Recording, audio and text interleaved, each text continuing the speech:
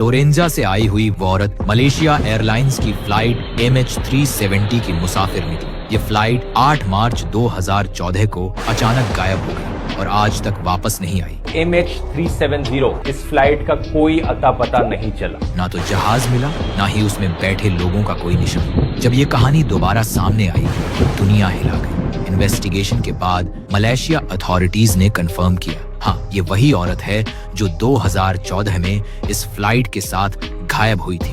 और सबसे हैरत की बात, टोक्यो की 2 लड़कियों ने कहा, ये हमारी माँ है जो उसी फ्लाइट में थी।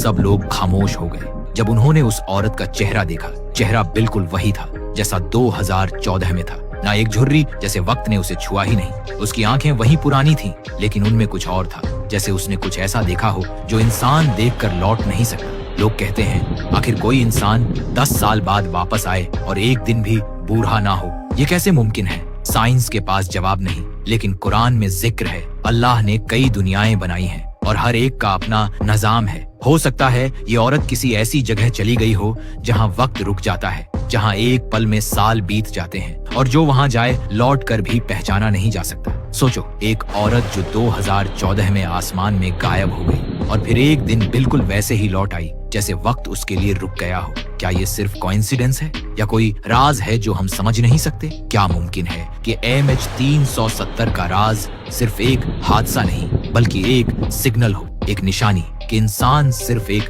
दुनिया में नहीं रहता और जहां हम सोचते हैं सब खत्म हो गया, शायद वहीं से दूसरी कहानी शुरू होती है। बहुत से लोग पूछ रहे हैं, ये औरत फ्लाइट में आई कैसे? टोक्यो के एयरलाइंस अथॉरिटीज ने कंफर्म किया है कि जब प्लेन ने टेक ऑफ किया तब तक ये टोरेंजा वाली औरत फ्लाइट में नहीं थी, लेकिन फ्लाइट के पायलट ने अपनी आखिरी ट्रांसमिशन में कहा था, फ्लाइट के आखिरी लम्हों में रडार सिग्नल्स में अजीब डिस्टॉर्शन है।